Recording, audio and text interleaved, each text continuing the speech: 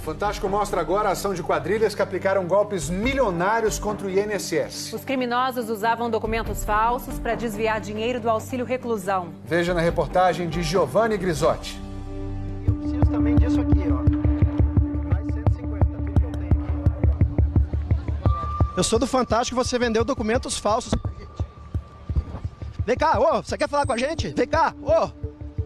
Você não quer se explicar? Mais uma vez, o repórter Giovanni Grisotti botou para correr alguém que prefere não se explicar. Esse golpista é especializado em documentos falsos. Só uma declaração sua. Não pode chamar de questão médica. Eu falo, tá firmando, eu já aposentei um cara com morte. O cara tinha esquema lá dentro da firma, a firma meteu que ele morreu, o filho dele recebe até 18 anos. E documento falso é a principal matéria-prima do golpe do auxílio reclusão.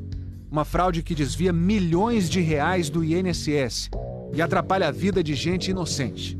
Eu fui intimado na Polícia Federal e fiquei até meio assustado, não sabia o que está acontecendo. A gente chega lá e leva um susto.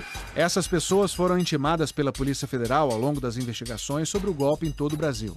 Eles perguntaram se eu alguma vez estive presa, né? E eu nunca estive presa na minha vida. A polícia precisava checar se elas eram parte do esquema ou eram vítimas. Não está sendo utilizado para receber esse benefício que eu nem sabia que existia.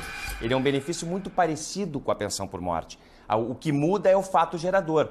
No caso, nós temos um óbito, no outro, um recolhimento à prisão.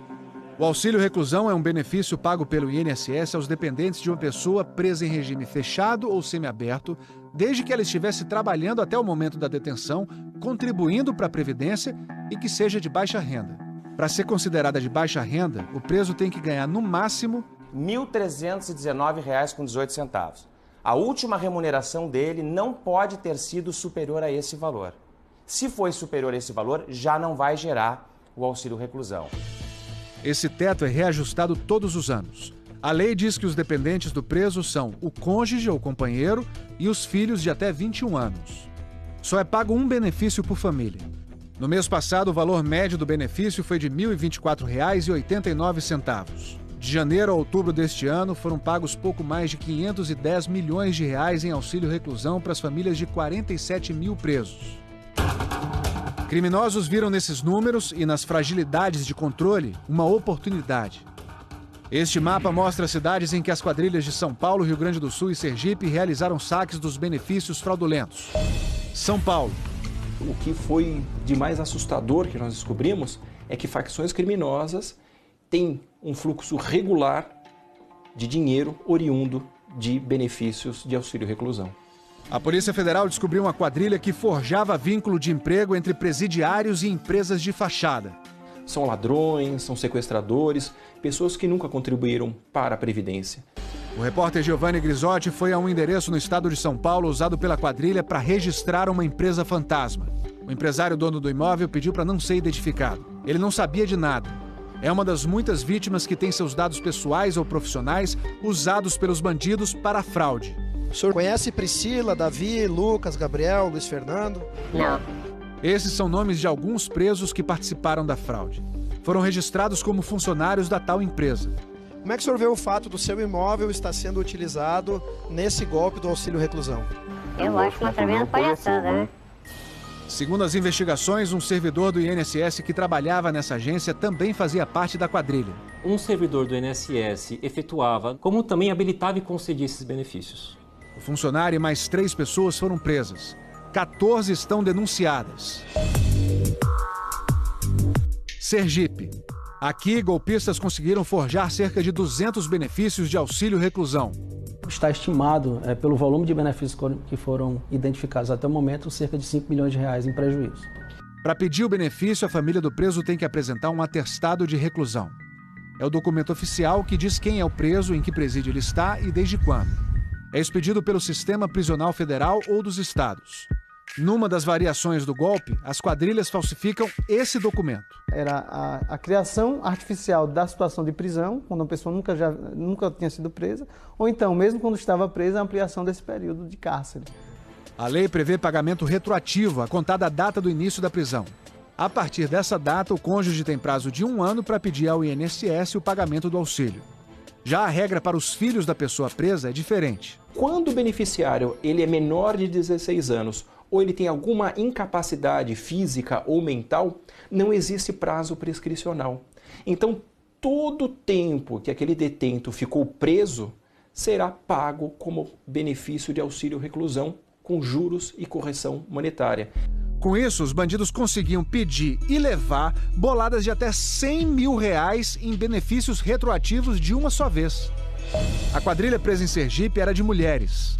A cabeça da organização criminosa, né, formada basicamente por mulheres, procurava pessoas que ali se dispusessem a utilizar seus nomes nesses requerimentos que seriam feitos em busca de auxílio de reclusão que não tinham direito.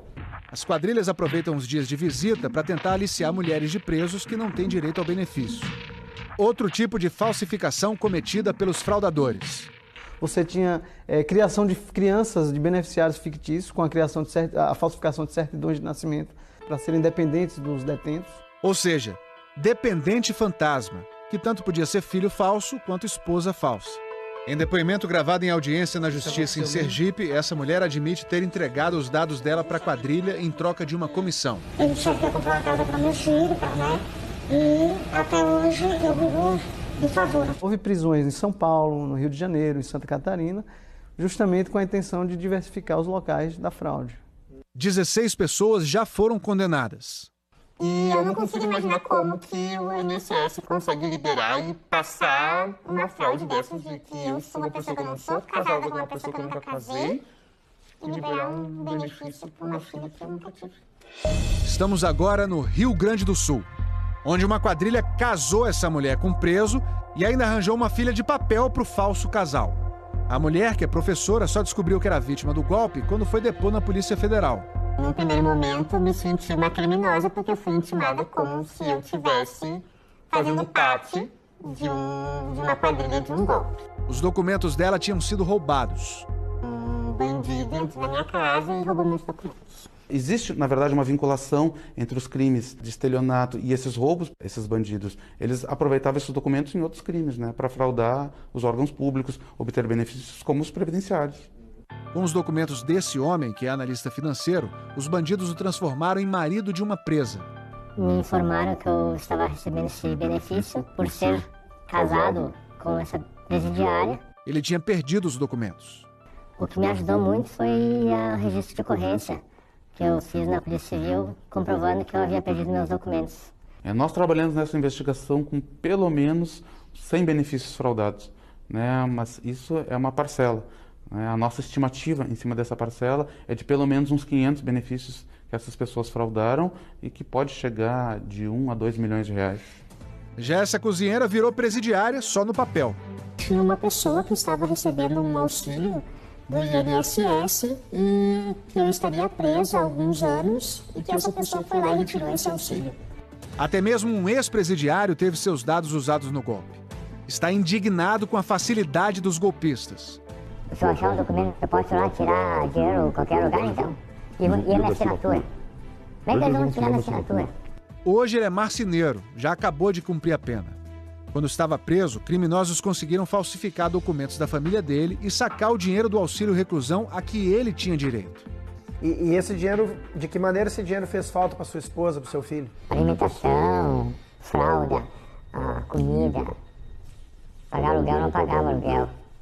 O auxílio reclusão é importante, é fundamental, porque ajuda a evitar que o narcotráfico, por exemplo, tome conta da família de quem estiver preso. Por essa razão é que ele está previsto na Constituição da República como um direito absolutamente assegurado. Até agora, no Rio Grande do Sul, 8 pessoas foram indiciadas. Os Estados Unidos têm mais de 2 milhões e 100 mil presos, enquanto o Brasil tem 726 mil. O cadastro dos presos americanos permite a localização deles pela internet.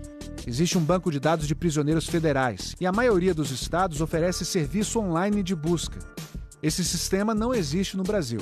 Mas o CNJ, Conselho Nacional de Justiça, determinou em 2016 a criação de um cadastro único de presos brasileiros. A unificação desses dados de todos os estados, incluindo também os presos de ordem federal, nos possibilitará ter um cruzamento entre os atos declaratórios de prisão para o requerimento do benefício, fazendo um cruzamento com o cadastro de presos, cujas informações serão fornecidas por todas as entidades prisionais do país. O DEPEN, Departamento Penitenciário Nacional, informa que está desenvolvendo um sistema de informações que vai permitir a visualização do nome de todos os presos, federais e estaduais. A iniciativa prevê também a participação do Tribunal Superior Eleitoral para promover a coleta biométrica de todos os presos. Esse sistema eletrônico deverá dificultar as fraudes. O nosso analista só tem um documento físico, papel, com o ato declaratório da autoridade prisional. Quer dizer, se houve uma fraude, se houve falsificação de assinatura, tudo isso ele acaba tendo dificuldade de analisar isso no ato da concessão. O combate às fraudes previdenciárias conta com uma força-tarefa do Ministério da Fazenda, do Ministério Público, da Polícia Federal e do próprio INSS. Com relação ao auxílio reclusão, aproximadamente 10% do trabalho da força-tarefa são identificados para esse tipo de benefício. Voltamos a São Paulo. Para mostrar a facilidade com que bandidos produzem documentos falsos para os golpes, a gente foi à Praça da Sé, que é um mercadão de falsificação de documentos. O repórter Giovanni Grisotti encontrou na praça esse especialista. Eu já aposentei um cara com morte. Ele não sabe que está sendo gravado. O repórter do Fantástico diz que quer documentos para receber o auxílio reclusão. Mas eu não contribuo para o INSS. E aí eu tenho que criar um vínculo empregatício. E uma pessoa para receber o auxílio reclusão por mim. Eu não vou garantir para você que vai conseguir me entregar tudo hoje. O que é mais caro já você me a certidão. Só a certidão é R$1.500. Vai encher a carteira de trabalho, eu vou fazer os dois aí R$500. Atestado de reclusão de um falso preso, identidades de uma falsa esposa e de um falso filho e uma carteira de trabalho. 4 documentos falsificados por R$1.200. Aí falta o de 650, né? Dias depois de receber a papelada, o repórter voltou à Praça da Sé para confrontar esse corretor de falsários. Eu sou do Fantástico, você vendeu documentos falsos. Vem cá, você quer falar com a gente? Vem cá, você não quer se explicar? O homem fugiu. Entregamos os documentos falsos à Polícia Federal.